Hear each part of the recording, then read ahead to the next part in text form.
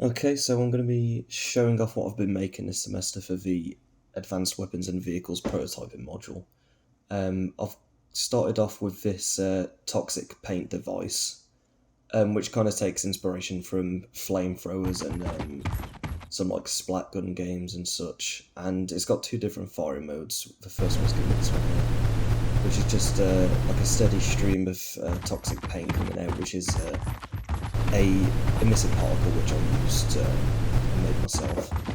And you can kind of just use that to destroy certain objects over time, like you can see here. And I've kind of made it so that you can refill the paint like so, rather than like a reload and stuff like that.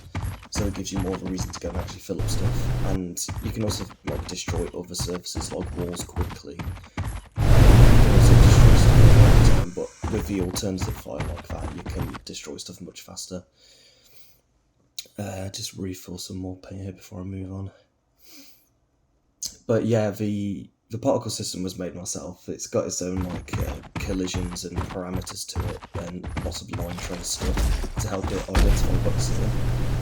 And I've got other stuff that you can use it for, like with enemies. I've got some like animations attached to them there and material functions to really show that like there's all sorts of stuff you can do with this, and you can deteriorate objects over time as well, like with these cubes here.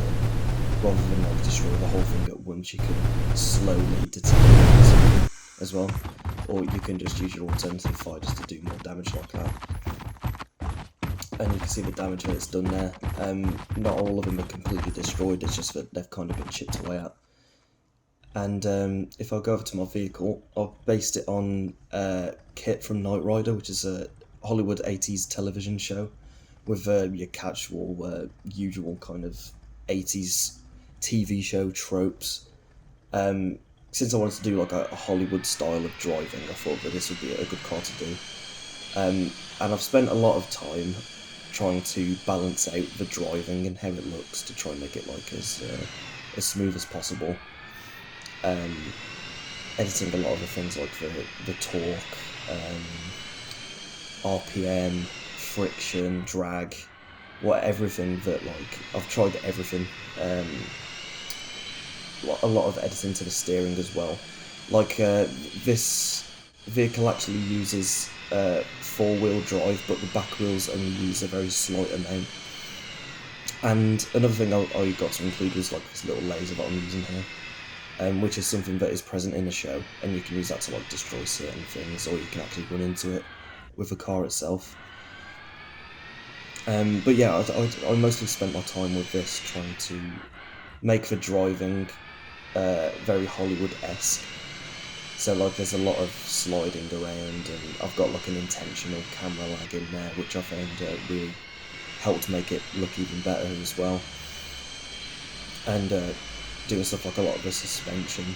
So it kind of does drive and feel like a mafia-free kind of car, which is what I was going for. And you can even get lots of silly little crashes and flips like that, which is something that I did want to leave in the end. And if you get stuck anywhere, you can just like hit the space bar and you get transported back to the start point, and you can just start again. So yeah, I am quite happy with this. I did originally want to add in some AI to it, like in the show, because the car does have its own AI that can take over a car, but I didn't really get time for this. I did try some stuff, but it just wasn't really working out. So I decided to just focus on trying to make the driving as smooth as possible.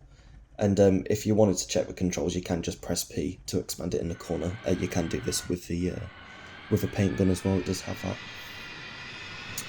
So yeah, that's pretty much everything that I've got here. I'm quite happy with both the things I've done. I feel that like I've managed to create a weapon and a vehicle that have like a lot of potential, a lot of different uses, and they're both quite refined. So yeah, that's everything I've got.